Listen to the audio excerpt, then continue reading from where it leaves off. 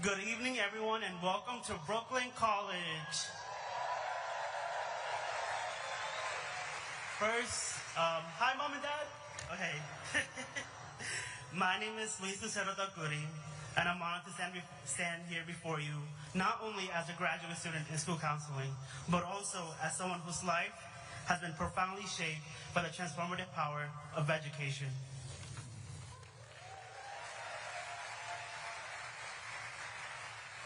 So, I earned my undergraduate degrees in childhood education and psychology here in 2022. And today, I have the privilege of serving as president of the graduate student organization, advocating for the voices, needs, and aspirations of our graduate students.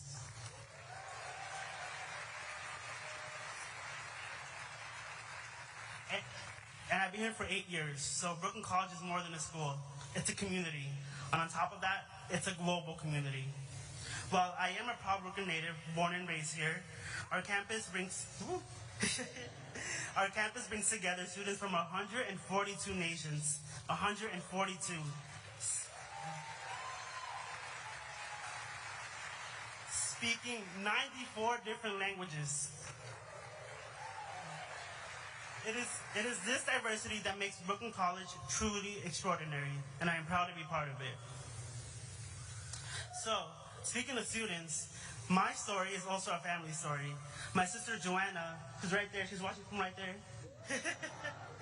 She also graduated from Brooklyn College in 2021 with a degree in early childhood education.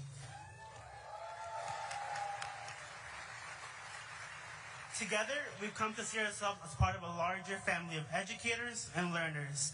A reminder that education doesn't just open doors, it transforms lives, families, and futures. That's why it's so fitting that Bernie Sanders' event is happening here at his own alma mater of Brooklyn College.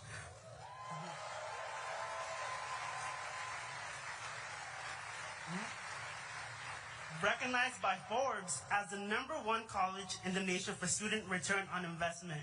You heard that right. #1 college. Round of applause for that.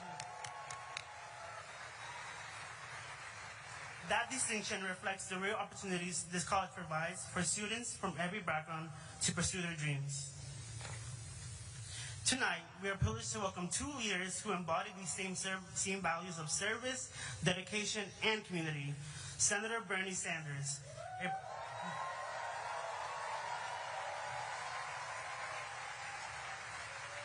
a proud Brooklyn native and former Brooklyn College student, and Assemblymember Zohran Mamdani.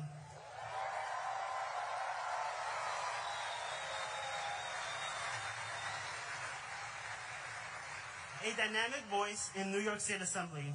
Now, the moment you've all been waiting for, I know. Now, please welcome to the stage New York Assemblymember Zohran Mamdani and Senator Bernie Sanders.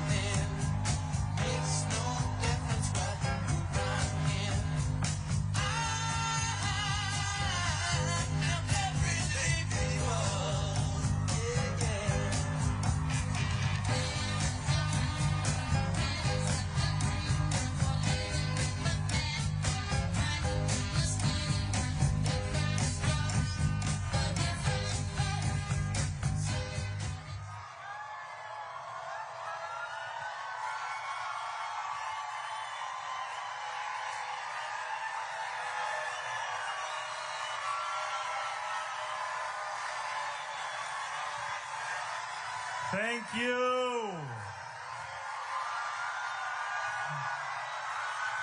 Thank you, Brooklyn College.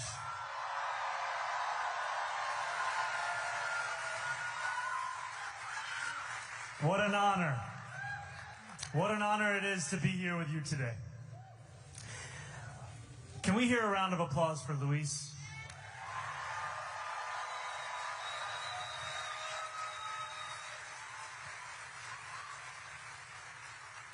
And a round of applause for incredible elected officials that we have here from the city, the state, the federal level who are here with us tonight.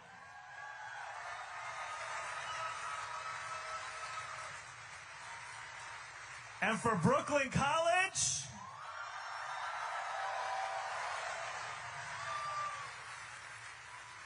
and when I sit next to Senator Sanders, I always have to ask, is labor in the house?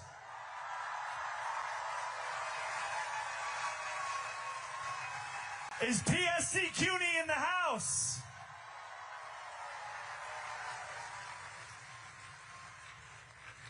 I cannot begin my remarks this evening without first acknowledging PSC CUNY and the incredible members that we have here. And the fact that no faculty member should be disciplined for supporting Palestinian human rights.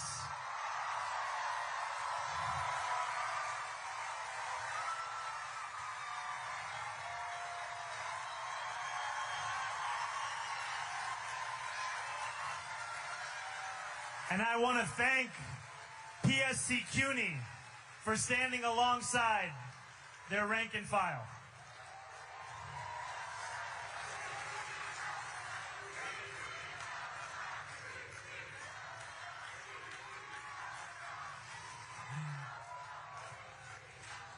And it is an honor to be here alongside Senator Sanders, Senator Bernie Sanders.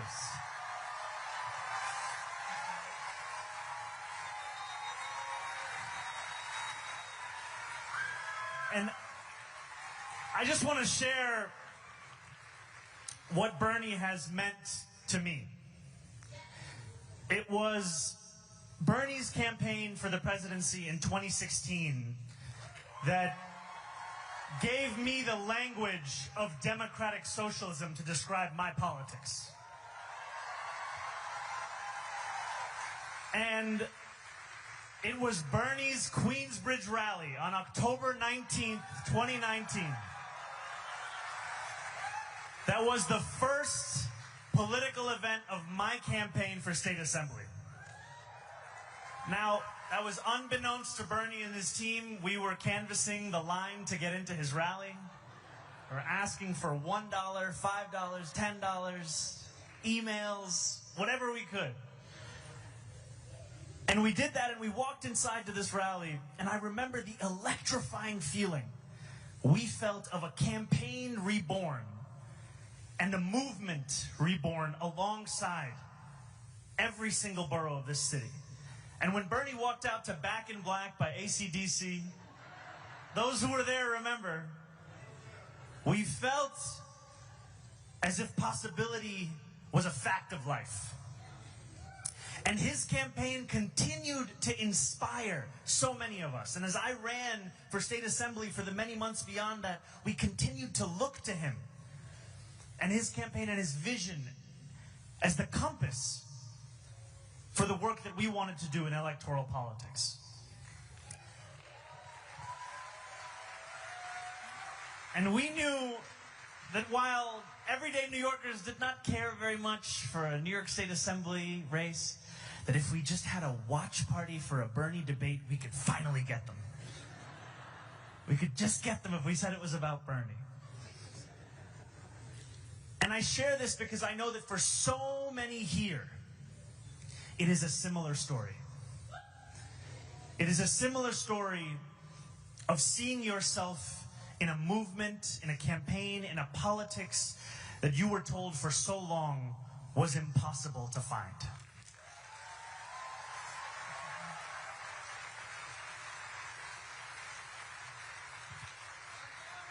Now, we know, brother, I'm here with another democratic socialist.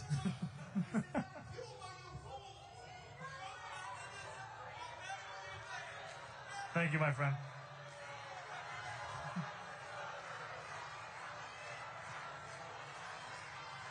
You know that something has changed when it's not enough to call us democratic socialists anymore.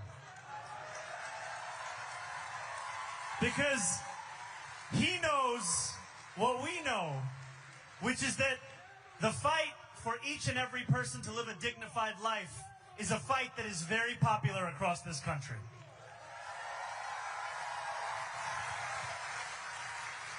Now, many of you here, and myself included, we first knew of Bernie as a senator, as a candidate for president.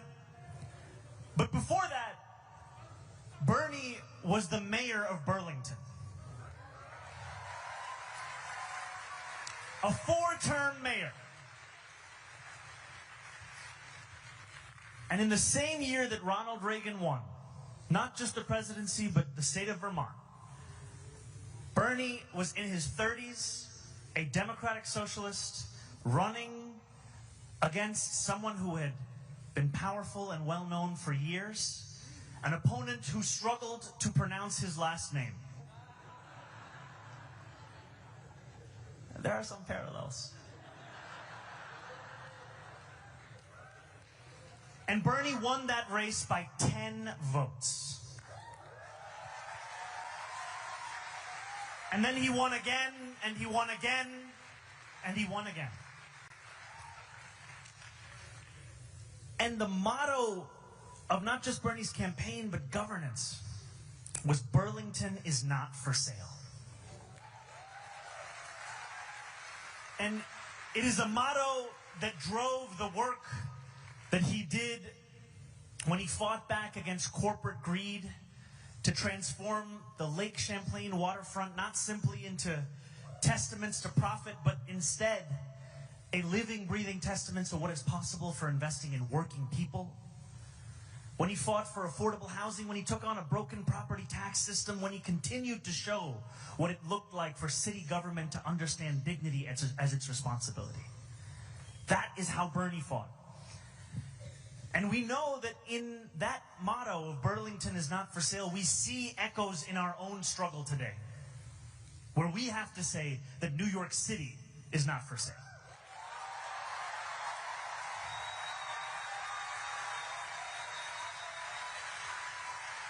New York City is not for sale to Donald Trump's billionaire donors.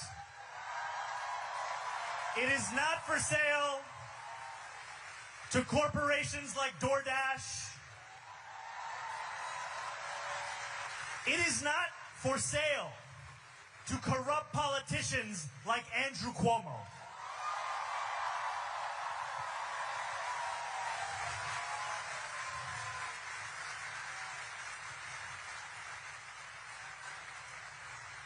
And Bernie has continued to lead in this movement, going from Burlington is not for sale to fighting back against oligarchy coast to coast in this country.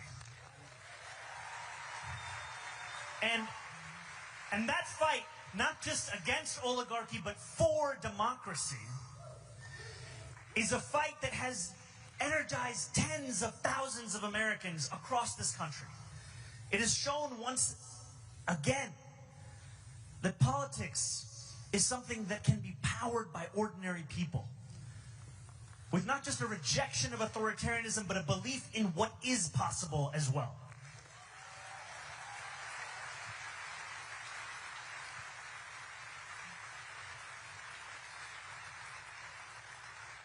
And we know that that oligarchy has an impact right here in New York City. We know it does because when Donald Trump ushered through his so-called Big Beautiful Bill, he did so ushering through the greatest wealth transfer in American politics.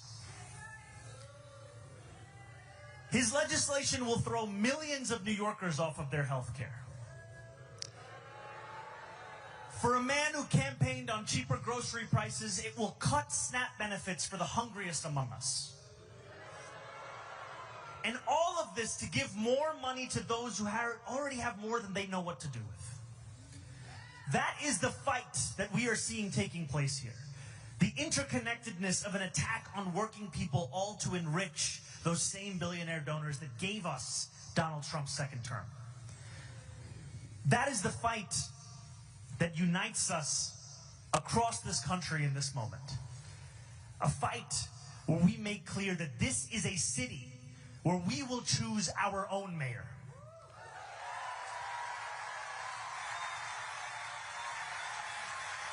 It's not going to be Donald Trump. It's not going to be Bill Ackman. It's not going to be DoorDash. We will choose our mayor.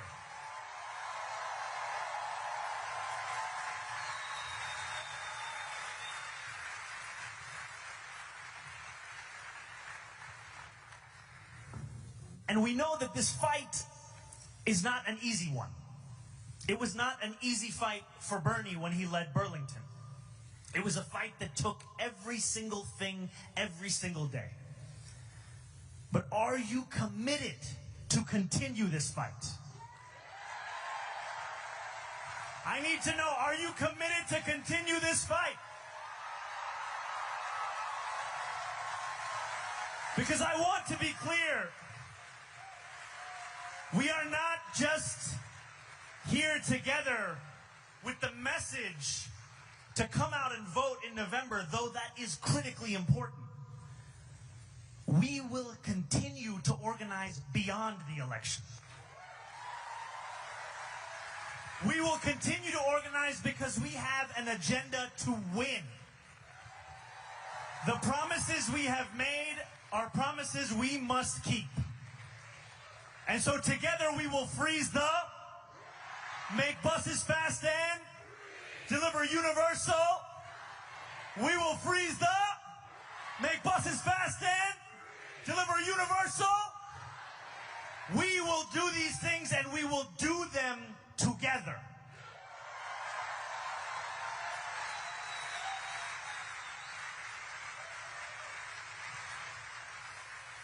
If anyone tells you that after you cast your vote, you have done your job, tell them it is just the beginning. It is just the beginning.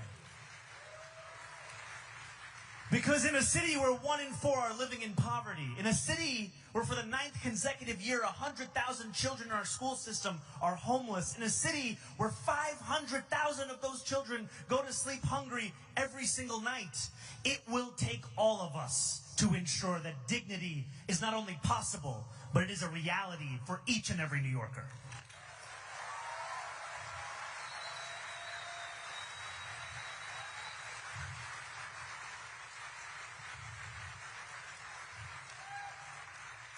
And one of the many things that we love about Bernie is you could go to any year that he has been in politics and you will find him saying the same thing. The same thing. No matter if the photo is in black and white or it's in color, you know it's about income inequality, it's about justice, it's about dignity.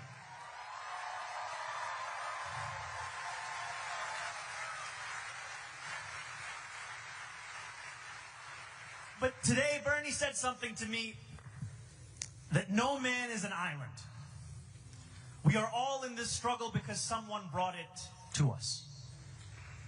And as we remember that, we must know that now it is also our turn to not only join this struggle, but to lead this struggle. It is a time for all of us to see ourselves as the people who could deliver the world that we deserve. And in this moment, we must make clear, this is an intergenerational struggle.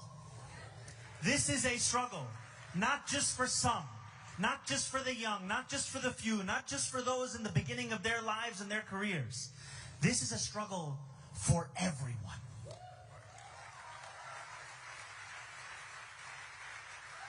It is a struggle for everyone because it is about everyone. We talk about our vision. It is a vision of universality. It is not one where we ask you your name, where we ask you where you were born, where we ask you your religion, where we ask you your status. We simply ask you to join us. That is our question.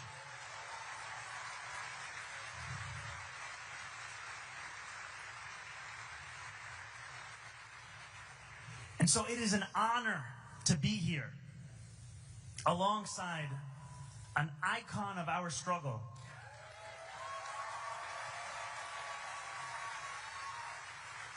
And also, we know that Bernie once famously said, if you want someone to wish you happy birthday, that's not me. But he also said, not me, us. And on Monday, it will be Senator Sanders' birthday, and I ask you to join me. Happy birthday to you. Happy birthday to you. I need your help with my voice. Happy birthday, Bernie Sanders. Happy birthday.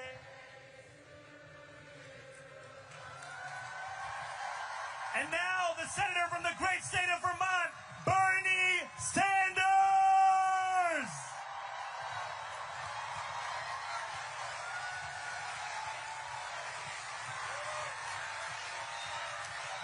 Thank you.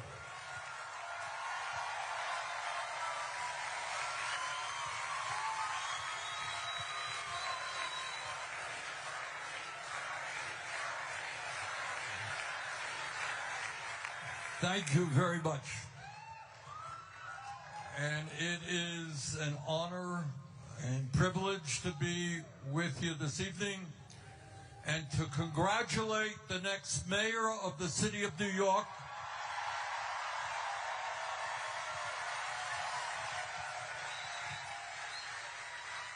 on an extraordinary campaign. This guy started at 2% in the polls, and he blew away the opposition.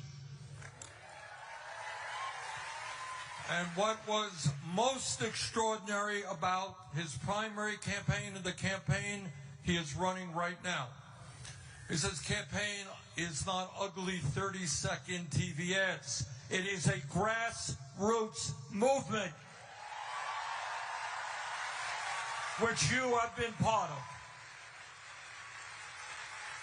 I don't know, Zohran, if it's a world record or not, but having 50,000 volunteers in a mayor's election, pretty good to me.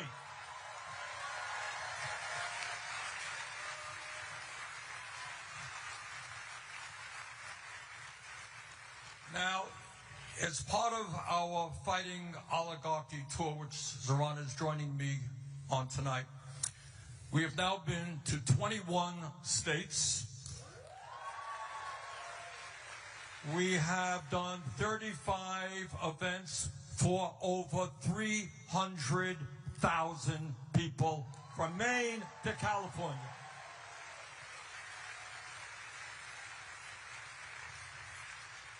And what I can tell you without any fear of hesitation is the American people in red states and in blue states do not want to live in an oligarchic society.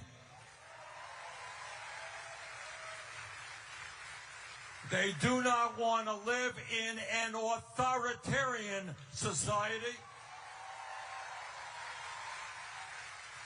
They do not want the White House to be practicing unprecedented kleptocracy.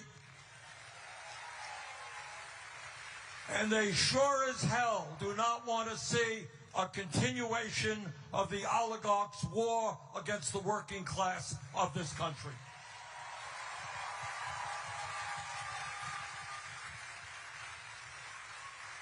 And what Zohran's campaign is about is an understanding that today we are living in an unprecedented moment in the modern history of our country, and we have got to fight back in an unprecedented way.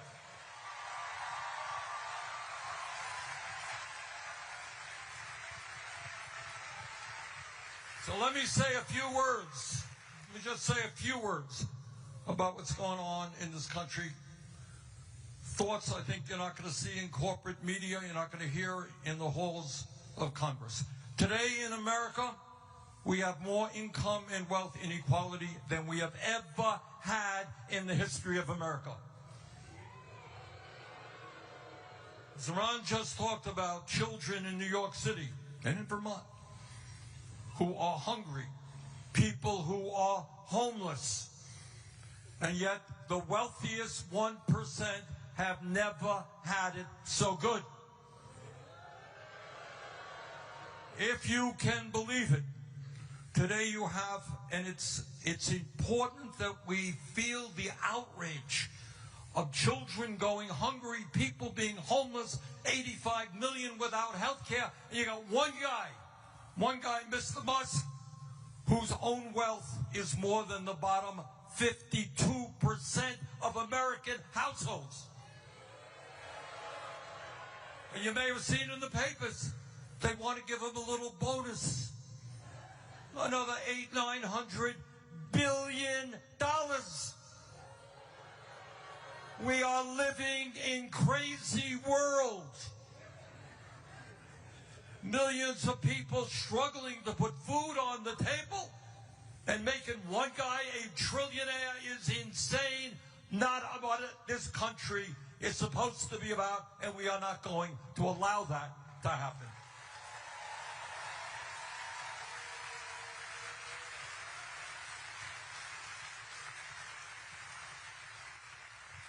But it's not only income and wealth inequality. Today you have more concentration of ownership in America in every major sector: financial services, transportation, agriculture, media. You got a handful of giant corporations that determine what is produced, how workers are treated, and what you pay for those products. But it's not just income and wealth inequality. It is not just a small number of people controlling our economy. You have 6 major media conglomerates that control in this country what 90% of our people see, hear, and read.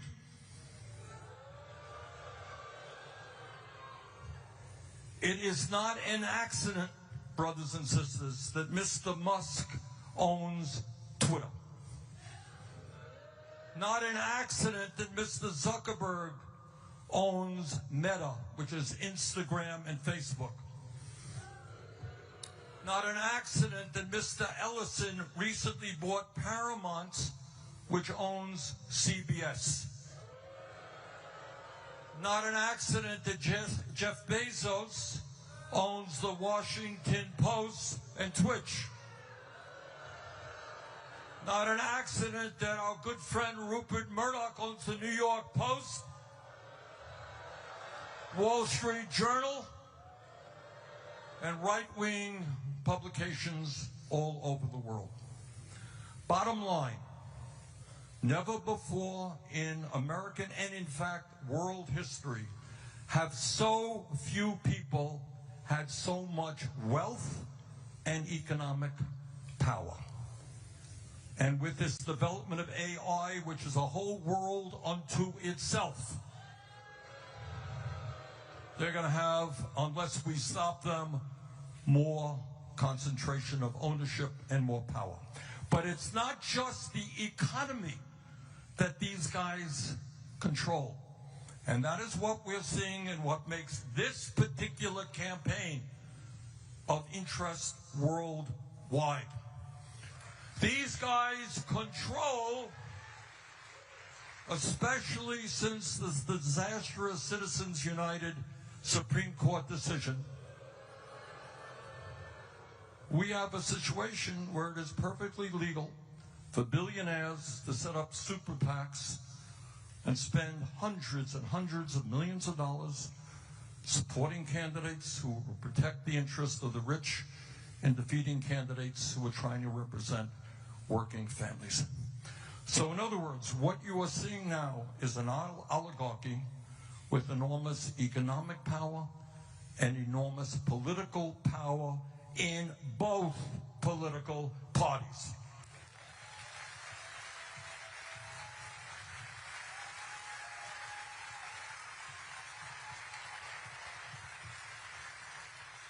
And what this campaign is about, and why it is so enormously important, is it a test case?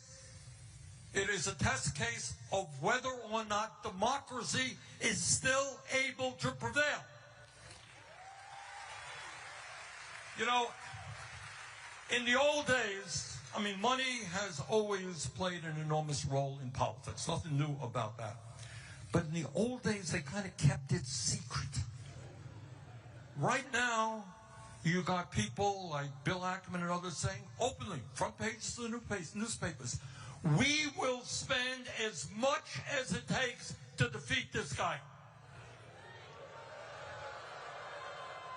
You have the President of the United States working to make it harder for him to get elected. So what are these people, these oligarchs, afraid of? Seems to be a nice guy, dresses very nice, beautiful smile.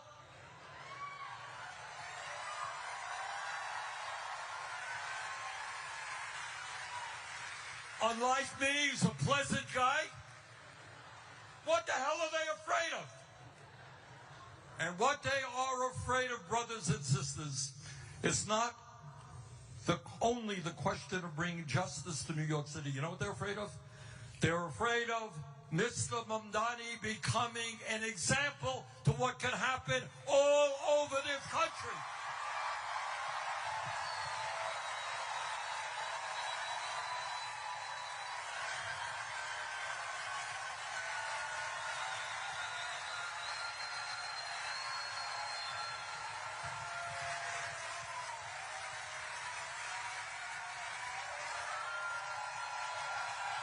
That's what this campaign is about.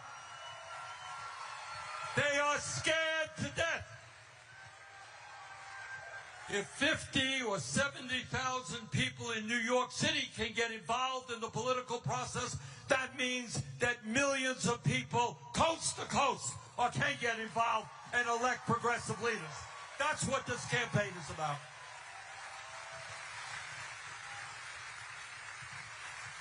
And you know what else they're afraid? They have, because they control media, and political life, and economic life, they control in many ways the culture of America. And this is what the culture today is about.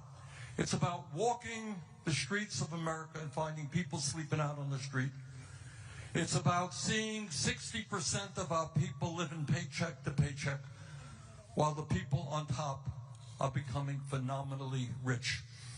And what the culture says basically is, you are powerless. There is nothing you can do about it, because the oligarchs own it all. They have unbelievable wealth. They have power. They own the media. They own the political system. You are powerless. And what we are here tonight to say is, to hell with you. We're going to take you on. We're going to defeat you.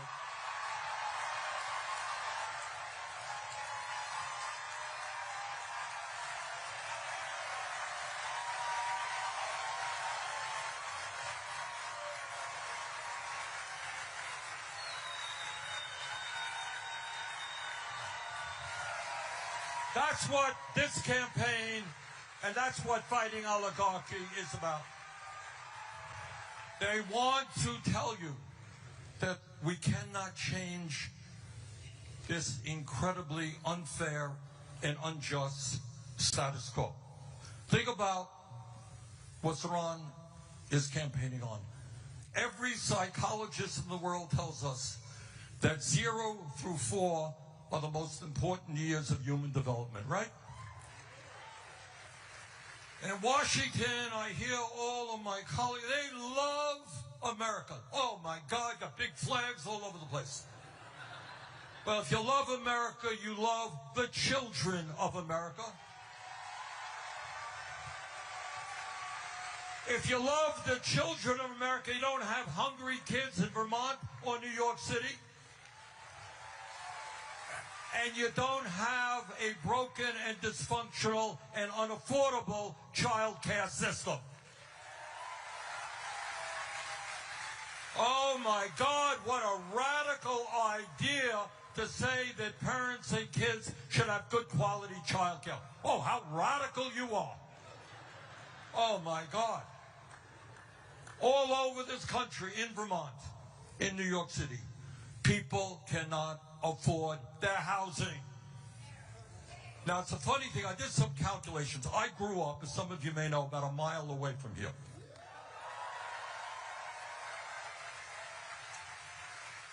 And I grew up in a family that did not have a lot of money, and we lived in a rent-controlled apartment. So my dad never made any money, but we were able to live with an element of security. And I did some calculations based on my dad's income. We were spending back then, Zohran, about 18% of our family's income on housing. 18%. Okay? First year of college, I went to Brooklyn College.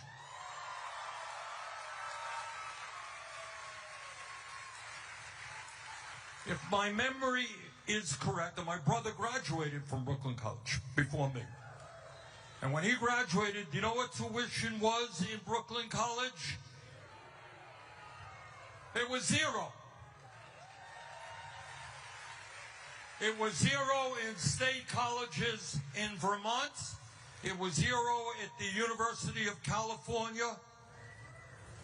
It was zero in many great public colleges and universities. What a radical idea. You want to make college affordable. Unheard of. We only had it 70 years ago.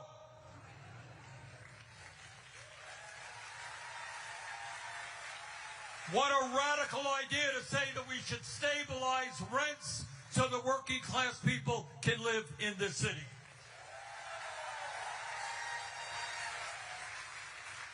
What a radical idea to say that working class families should be able to go into a grocery store in an area where there are food deserts and be able to afford decent quality food for their children. Oh, man. What a radical guy he is. What's the point? The point is you've been sold a bill of goods. You've been told that this is the best America can be. You've been told that it's okay for a few to have unbelievable wealth while 60% struggle to put food on the table and pay their rent. You've been told that it's okay that we got kids all over this country who give up the dream of a higher education because they can't afford it and don't want to go deeply into debt. You've been told that it is okay for working class parents to have to spend 30–40% of their limited incomes on child care. That's what you've been told. Well, what Zohran is telling you and what I am telling you tonight, that is a crock of dash.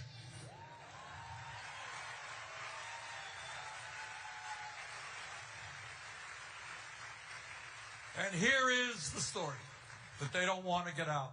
In the richest country in the history of the world, it is not a radical idea to say that every man, woman, and child in America can have a decent standard of living. That ain't radical.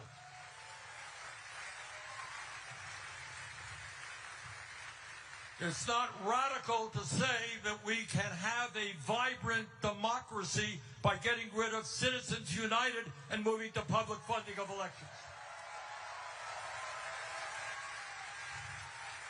It's not radical to say that the billionaire class has got to start paying their fair share of taxes.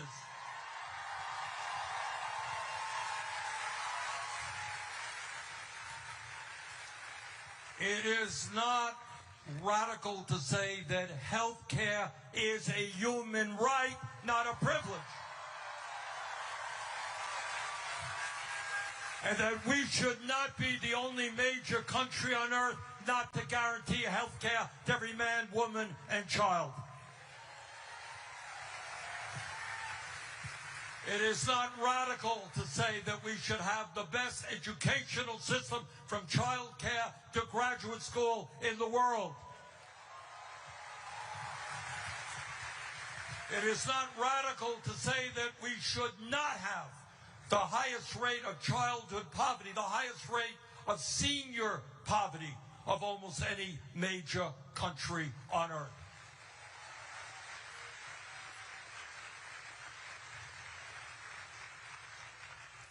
And by the way, it is not radical to say that we should have a foreign policy based on humanity and based on justice.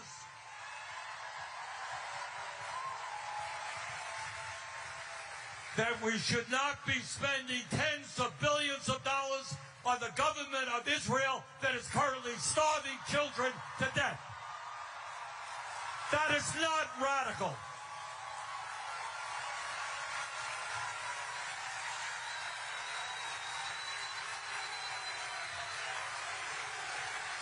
That is what the American people want. So, brothers and sisters, what this struggle is about, and let me not kid you, it's going to be tough. It is going to be tough because these guys, these oligarchs, they are very religious people. Their religion is greed.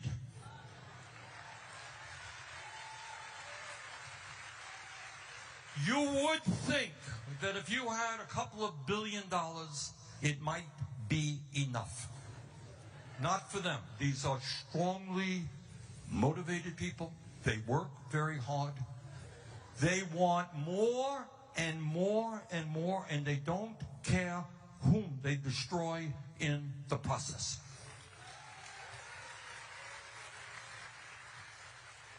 So they have the wealth, they have the power. But you know what we got? And that's what Zohran's campaign is showing. We have the people.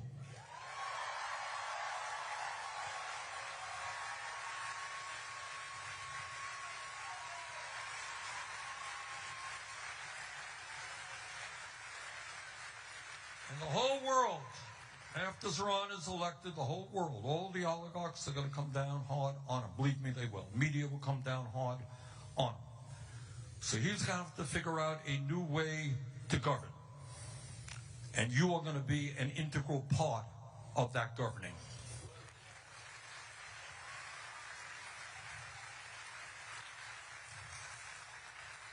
So brothers and sisters, I want to thank all of you for coming out in this difficult moment in American history. And I want to remind you what you already know. What's going on here in New York City in this campaign is being watched all over America, all over the world.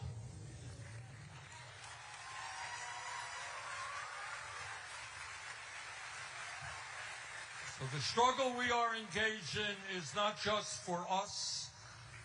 It's not just for our kids. It is for the future of this planet. It's for the future of democracy.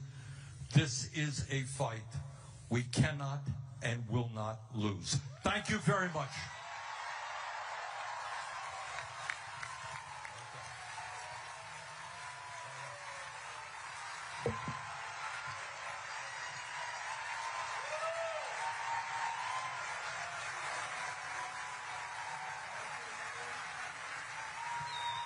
Okay. Okay, we have, Faz, raise your hand. Socrates, where are you? Jeremy, okay. We have a couple of mics going out there. We have time for a few questions. Make your question short and direct it to either Zohran or myself. Okay, I see you. Yes, right up here, ma'am. Yeah, stand up, wait for the mic. Be loud. Hi, I'm a teacher. My name's Heather. And this is my 23rd year teaching. I moved here in 2016, so I'm part of Tier 6. So I was just wondering what your plan was to help Tier 6 people, you know, get better retirement.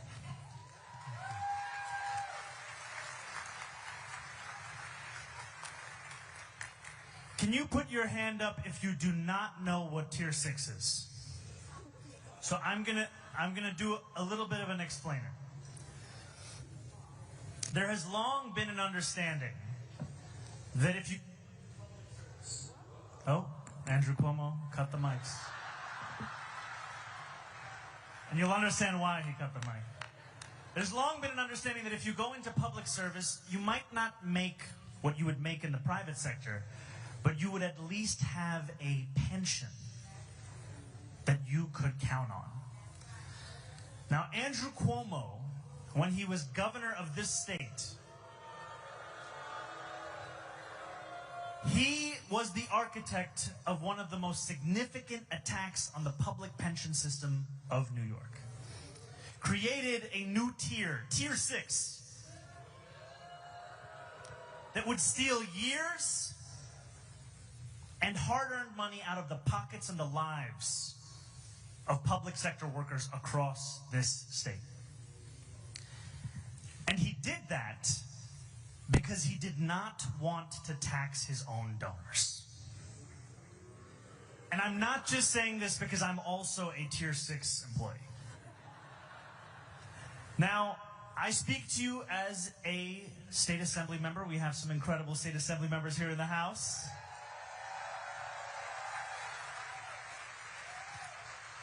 Albany is a place where when the mayor comes, they have one of the biggest megaphones you could ever find. And the mayor's agenda is one that can influence what is considered important, a necessity, urgent, or what can simply be pushed along to another year.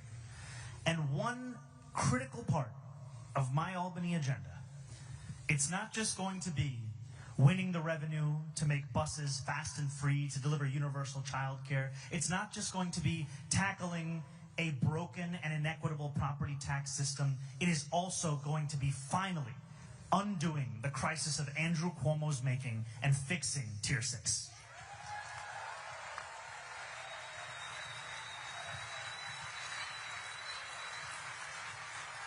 Okay, I see a woman over there in the red. Yep. Hi, Bernie. It's such a pleasure. I'm a new mom. I had a kid. Well, actually, he just turned 1, so I'm not such a new mom. I'm also a proud member of the Democratic Socialist of America. And I just want to say the incredible joy of having a kid. It really hurts after the child care. You know, it's so expensive to have a child. I pay $2,700 a month. That is over $32,000 a year to be able to work. And I would love for Zohran to give us let us know what it is that he needs from people like me, working parents. How do you need us to show up in order for universal child care to become a reality in New York City? Because I would love to give my kid a sibling. I would love to save for housing. I would love to save for college. But I cannot do that under the current conditions. Thank you so much. You know, Bernie was saying earlier that we have to feel the depth of these statistics that we often grow numb to. We recite them, we read them, we know them, and yet we often do not feel them. How much money did you say you spend a year on childcare? Over $32,000. Over $32,000. That is more money than if Diana sent that same kid 18 years from now to Brooklyn College. That is more money. And that is why, after housing, childcare is the leading cost that is pushing New Yorkers out of this city, pushing them out of this state. Now, there will be many who will say that an agenda that seeks to meet the needs of working people is too ambitious. Those were the same people who told us we could never have universal pre-K in New York City. Now, it is a fact of life. So I say this, that your question is, what can others do to ensure that we win this? Do not stop organizing. You know, Diana said she's a member of NYC DSA.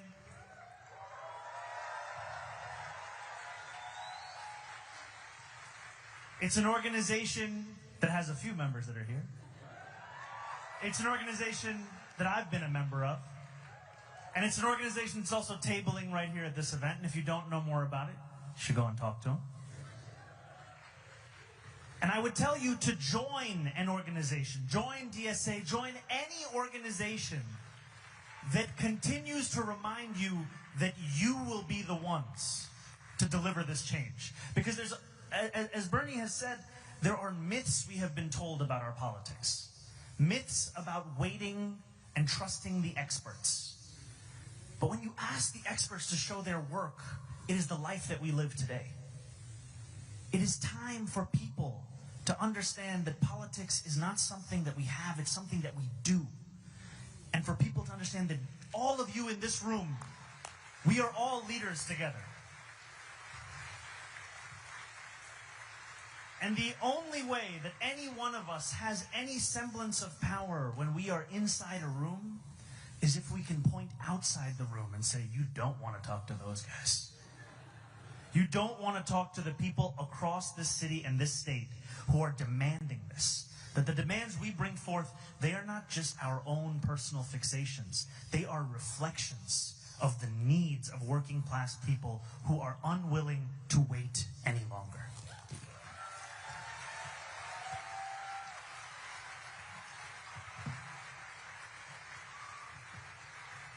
If I could just very briefly put an apostrophe on what Zohran said. Well, what?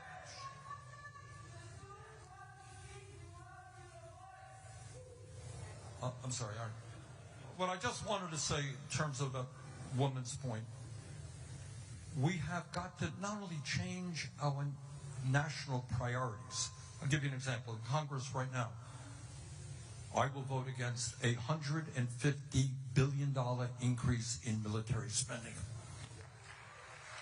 But can you imagine, at a time we already spend more than the next 10 nations combined, $150 billion for Trump's military, but apparently we don't have enough money to provide quality child care to our children. We must not ever for 1 second accept that. That is insane. All right? Okay. Let's go over here. Gentleman right here. Yeah.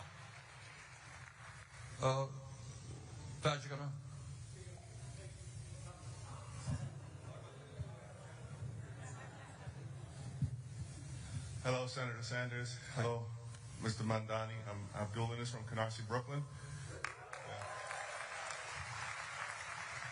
I just look at this campaign and it reminds me a little bit what happened a few years ago in Buffalo. A lady by the name of India Walton ran and she defeated the Democratic incumbent. Right. But somehow that Democratic incumbent ran as an independent, and I've heard some schemy things were going on. He was able to somehow retain his seat. And it's almost like deja vu right now with Governor Cuomo. Well, Andrew Cuomo right now, who's you defeated, but he's back as an independent. And I don't know if it's a Democratic Party of New York. It seems like it's going on all over the country. I think Seattle, some lady named Wilson is winning and doing great. So how do we make sure that something not like this doesn't happen again, and it's just straight up, you win and have fair elections?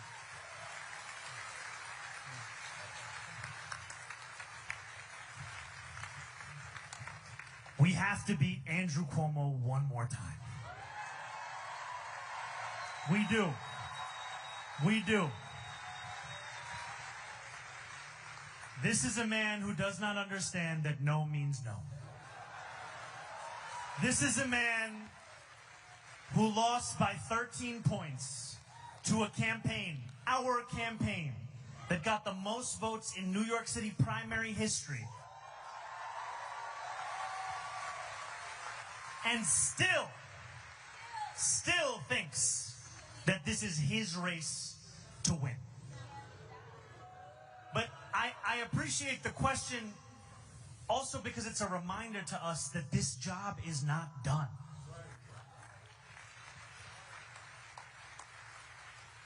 The best way to prepare for January is by winning a mandate in November.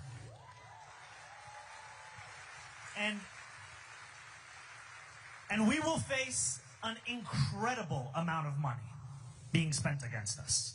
We will face smears and slander.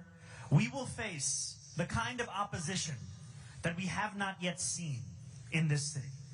And yet we know that we have all the same ingredients that defeated those same things in the primary. So, what my ask is to each and every one of you, we do not ask for your money because we are finished fundraising. We ask you for something more valuable. We ask you for your time. Can you put your hand up if you've canvassed for this campaign? This is beautiful. Now, I would ask you to come and canvass again.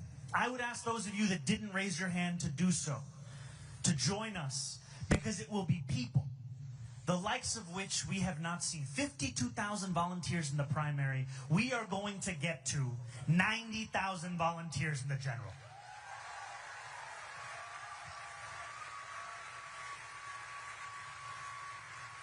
I don't know if we've said that publicly, so to the field team, now we really got to get there. We're good? 90,000. We knocked on 1.6 million doors and made 2.1 million phone calls.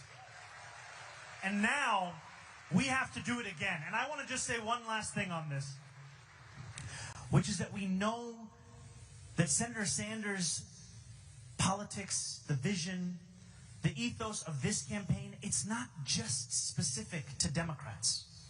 It speaks to people across party lines. On Election Day, I was outside Maria Hernandez Park in Bushwick. And I was walking, it was about 6 or 7 p.m., and I had, like many candidates, convinced myself this was the end. We were going to lose. And in that spiral of anxiety, a man came on his motorbike. He took off his helmet. I had no idea what he was going to say. He said, "Can I get a selfie?" I said, "Brother, have you voted?" He said, "I was told I can't vote in a primary." I said, "Who told you that?"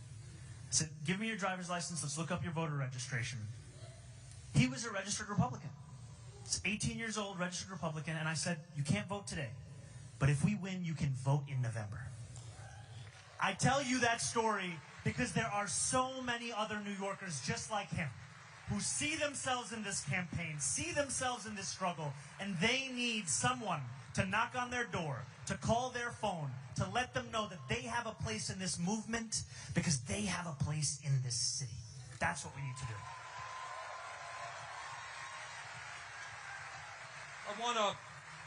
If I might, I want to add a point to that very good question. Maybe a little bit out of place here, but I want to do it. I find it a little bit strange that when we have a candidate who competed very hard against a number of other people in the Democratic primary, my understanding is you won that primary. Is that correct? My understanding is you are the Democratic Party candidate for mayor of the city of New York, correct? Now, apropos of that question, I find it hard to understand how the major Democratic leaders in New York State are not supporting the Democratic candidate.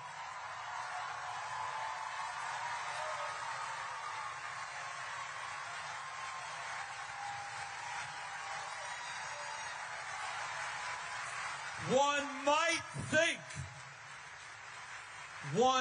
might think that if a candidate starting at 2% in the polls gets 50,000 volunteers, creates enormous excitement, gets young people involved in the political process, gets non-traditional voters to vote, Democratic leaders will be jumping up and down. This is our guy.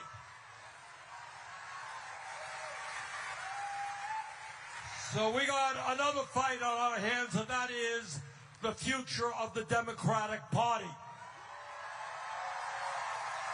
All right, let's get a question somewhere in the back there.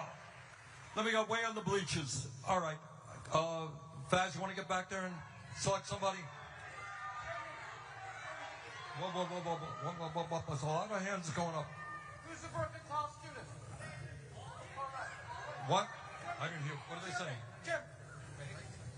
Okay. All right, one time. Faz, you got a question back there? Wait, look, there are many people raising their hands. I can't call on everybody at the same time. Senator Sanders, can you hear me? Loud and clear.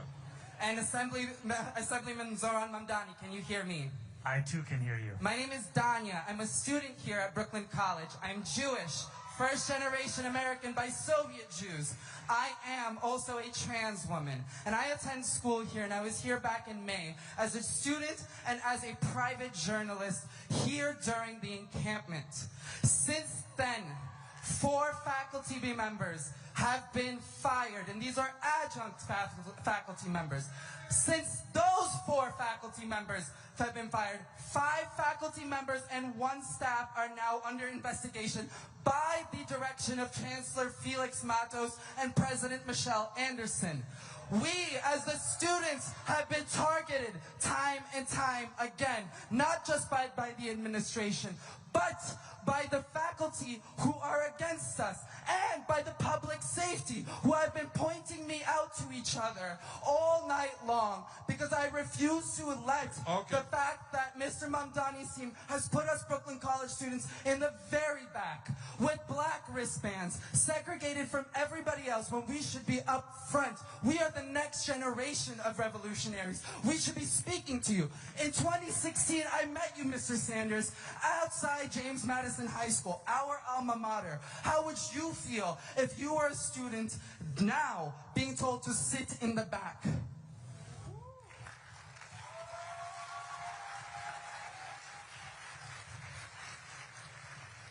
Thank you. Thank you for bringing this up. And I want to first address the points that you raised about the faculty members, about the repression. And the reason that I began my speech in solidarity with PSC. Can you all stand up if you're a PSC member? Can you stand up if you're a student of Brooklyn College?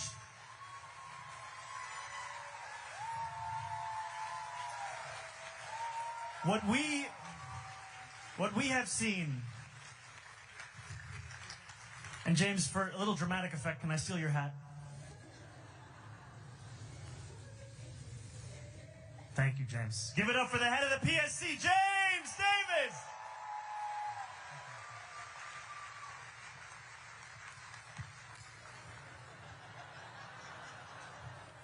I have a very large hat. I wear this hat, and I say this in this moment, because the point that is being raised is that we are seeing faculty members who are facing not just discipline, but termination for the crime of expressing solidarity with the fight for Palestinian human rights. And I know that this is a repression that is not unique to Brooklyn College. It is a repression that extends even to the ways in which we choose when to send police officers onto college campuses. The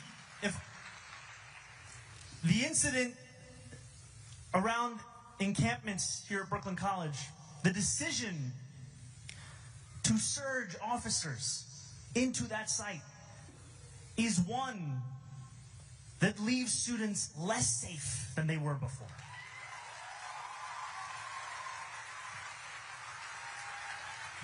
And that is why I have said, as a mayor who will live up to Eric Adams, of all people's statement in 2021, that New Yorkers need not choose between safety and justice, that I will be committed to delivering actual safety, not to the use of the term as a means of repression.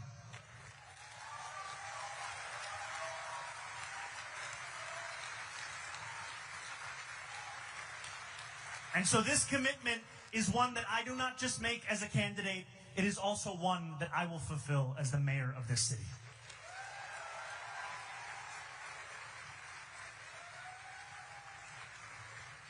Okay, let's try this section over here.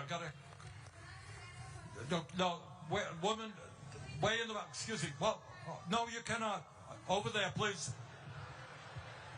Go. Hi, good afternoon, everyone. Thank you so much. Thank you so much for taking my question. And I'm really worried about everything. My name is Nirvana Garcia, actually, and I'm a psychology student at Aguarda Community College. Woo! So something is really have thinking it in my brain since I saw this new administration attacking against us, attacking us using social media to deny transgender identity. That's not true. They're denying identity. They're using disinformation, misinformation, and they're using their power to deny identities and to erase identities.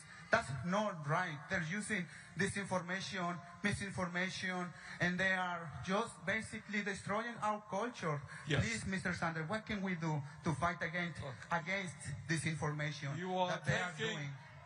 We are taking on a demagogue, and the demagogues do several things. One of the things they do is engage in the big lie. They lie all of the time. They lie all of the time. And they, with their big lie, whether it is in vaccines, whether it's what happened on January of 2021, whether in fact Trump won the election in 2020, they engage in big lies. That's what demagogues do. And we've got to fight them every way that we can. And one of the good things is I am seeing on the internet a lot of young people doing podcasts right now who are talking truth to power.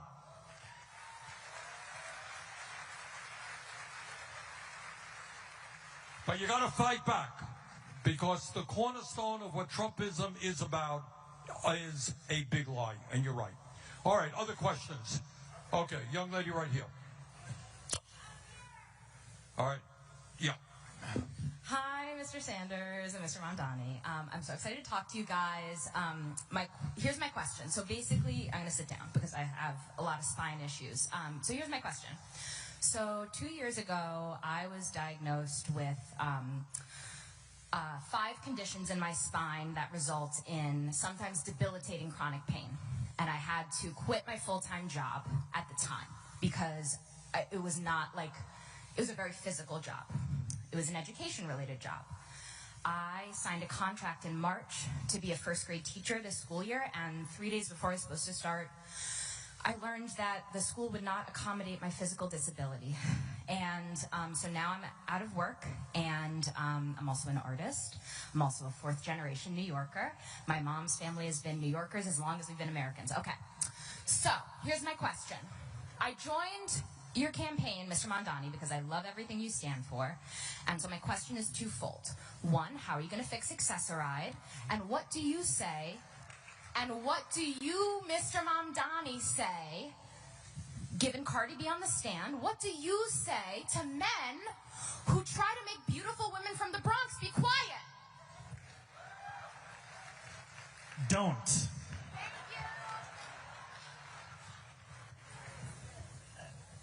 You know, and I think I have to say that every time I sit and talk to Senator Sanders, he will always bring up healthcare. He will bring up the importance of it, the necessity of it, and the fact that we need not wait for a federal government to understand our own role in reckoning with this broken system. And I think of Accessoride as one of many examples of city government's own failures. I have been guilty in the beginnings of my politics of thinking that if I were to admit the incompetence, the inefficiencies, the failures of the public sector, I would be inviting critique of the existence of that sector. But when you do not admit those things, when you do not reckon with those betrayals, those failures, you make it seem as if you do not care about the outcomes of that sector. We have allowed the right wing to take language of efficiency, of fraud, of waste, of quality of life as if it is their own. It should be the cornerstones of progressive politics. And so to your point, accessoride. We can even go further with how so many New Yorkers get around New York City. More than 1 million ride the bus. We have to reckon with the failures. And one of the first things I will be doing when I get to City Hall, with the help of each and every one of you, is to audit the entirety of the work that we do and that we fund. Because we need to deliver excellence. We need to ensure that public transit, that accessoride, these are not the things that only those who cannot afford something else turn to. We need to make them so good, so reliable, so dependable, that no matter how much money is in your pocket, you say, I'm going to use this. That's what we have to do.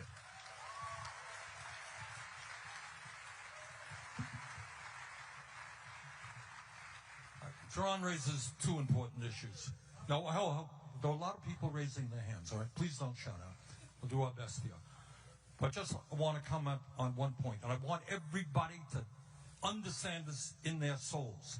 You are living in the only major country on earth that does not guarantee health care to every man, woman, and child.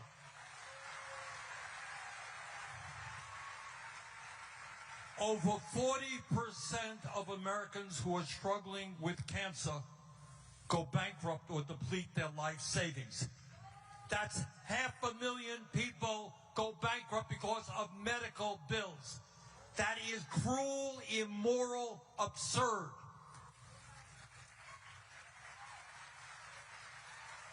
And despite all of that, we're spending, talk about efficiency, we're spending twice as much per capita on health care as the people in any other country. We should have the best gold standard healthcare system in the world, not one of the worst. So that's a fight we've got to wage and not ever give up on. All right, I see a woman right there, right in the middle, in a white blouse. Yes. Yeah, ma'am. Yes. Stand up. All right. Yes, you stand up, get a mic. Do we got her a mic? Faz, you got a mic? Okay. This is scary. Hi, Senator Sanders, you're my hero. I canvassed for you, and I would do it again. Thank you. And Mamdani, depending on how you answer this question, me and my children will canvass for you too. So my question is that, I'm so thankful for everything you said. We've called out every issue, every community. You've stood for my family. I'm third generation. My grandma, projects, Brooklyn, my dad. And I feel like you've stood up for our family. I got to go to CUNY and all these things. And as a black woman in New York, I feel privileged because there are we all say we're native New Yorkers, but there are the original native New Yorkers, the Lenape people who are the original chosen stewards of where we are. I'm part of a CUNY Indigenous Sovereignty Collective. I'm an Indigenous rights activist. And I tell you that they are still here. They're still trying to come home. We talk about the kids here, but what about the kids from here? How are you going to help them get education? How are we going to provide housing for them? They are the first people who suffered from this capitalist core that we're in. Thanks. Remember, I may or may not canvass for you after this. We have to answer every question, like someone may or may not. I think one thing that has frustrated me is the idea that by acknowledging that betrayal, we have then done the work of actually reckoning with it. If the entirety of our commitment to people who are native to this city, to this state, to this country is simply an acknowledgement, that is insufficient. And I have spoken often about the universal commitment that we have across the city, but it will also take a lens to understand what are the specific ways in which we have let people down. What are the specific ways in which we have refused to learn from our own history? And I will tell you with honesty that there is so much for me to learn and for so many of us to learn about the ways we can actually meet that requirement. And I tell you this because oftentimes in politics, it's seen as if we have a theory of one great person who simply has all of the ideas and they're coming to deliver us into the future that we deserve. When I was speaking earlier and I went through freezing the rent, making buses fast and free, delivering universal childcare, the idea of making buses fast and free was not my idea. It was an idea that I had given to me in a meeting with another New Yorker who was passionate about transit, Alicia Singham Goodwin. When we were having meeting after meeting about our campaign to fix the MTA, we were soliciting people for advice of what do you think we should do. And I share this with you to say that I look at you and to everyone in this crowd as the potential source of the answer to how we actually reckon with it. Because I have an interest in actually answering that question. Thank you.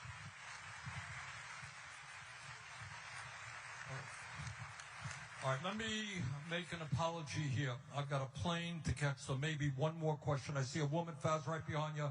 Yeah. Woman, no, that's one. Yep. All right, both women, all right. 2 questions, let's go.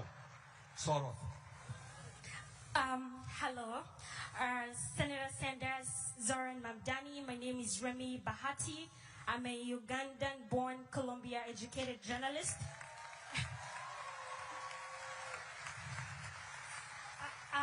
I have a question, probably you can both answer it. Uganda has been in the news for the wrong reasons, and the reason is because they have accepted to host deportees from the US, and it's setting a precedent for New York immigrants who are every day living in fear of being deported to countries like Uganda, to countries that we have no idea about. Zohran, first I would like you to pronounce yourself on the decision by Uganda, where you're originally from, on taking immigrants from the US. And then 2, what are you going to do to protect immigrant New Yorkers living in fear every single day?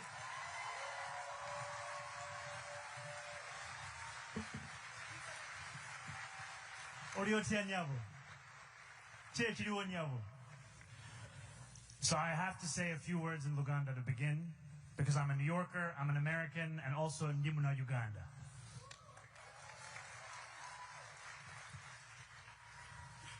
I think it is wrong to accept any part in the Trump administration's deportation agenda. It is wrong. It should be opposed, and we should understand that the greatest responsibility is with this administration here, seeking to tear families apart across this country. We are in a city where 40% of New Yorkers were born outside of this country. I am one of those New Yorkers. And we know that while I am proud to be one of the first immigrant mayors of this city in generations, that representation in and of itself is insufficient. We must be prouder still of the work that we will do. And so one of the key things that we can do here in New York City is to actually start to provide legal representation to New Yorkers in detention proceedings.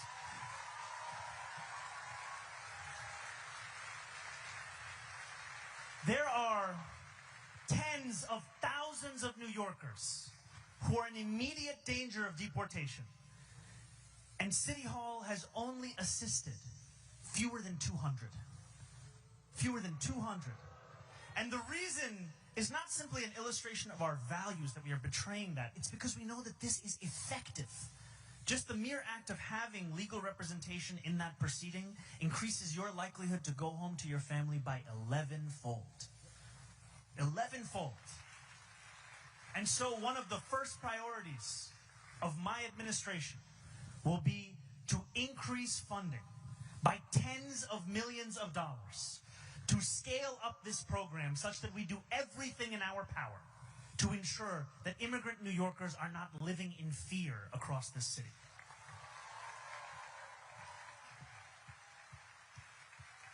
I could keep going, but I know the senators got to go. I just wanted to add to that.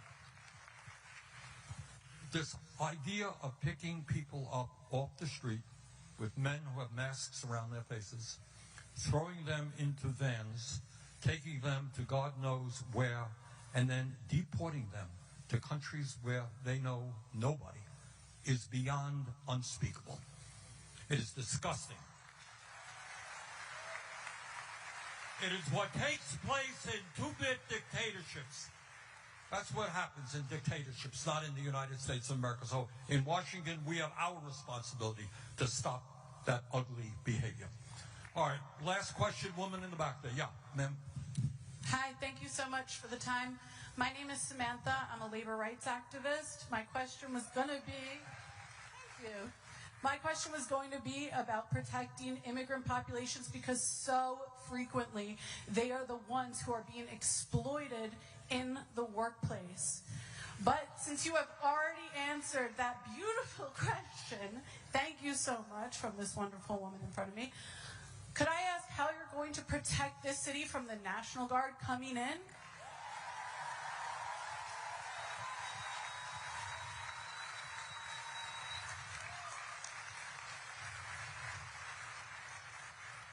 The first thing is we have to prepare for the inevitability of that deployment. We cannot try and convince ourselves that because something is illegal, Donald Trump will not do it. We have to be prepared, and we have to be clear-eyed. And we have to understand that it will take every single tool at our disposal. We saw in California the mayor of LA, the attorney general of the state, and the governor work together to fight back against the White House's deployment of the National Guard. They filed a lawsuit. A federal judge just recently found in their favor that the deployment of the National Guard was illegal. I give you this example because partnership is critically important in fighting back against Donald Trump.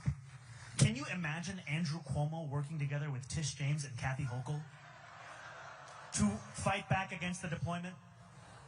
Why would he fight back when it's Donald Trump that's trying to get him elected right now? But it's not enough to just file that lawsuit. We also have to ensure that we make clear that if Donald Trump is interested in helping New York, which is the premise of all of these deployments, of cleaning up our cities, he should undo the legislation that he has passed that is attacking this same city. Because when I meet New Yorkers, I hear from them how they already can't afford this place. I hear from them how it is further and further out of reach. And this legislation, this is going to tear the fabric of our city apart. That is where his focus should be. And that is what all of us will be fighting for.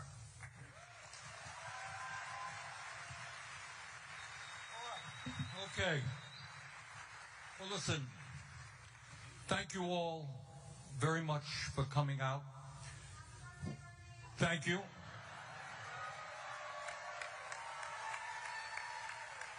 You know, getting to be 50 years of age, Zohran, it's not that easy. Pretty hard. All right. There you go. All right.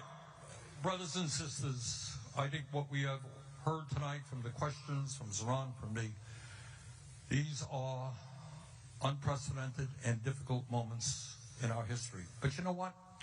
This country has gone through difficult moments in the past. The essence of Trumpism is dividing us up. What we believe is bringing our people together. They are the 1%. We are the 99%. Let us stand together. Let us defeat oligarchy and make New York and America the places we know they can become. Thank you all very much.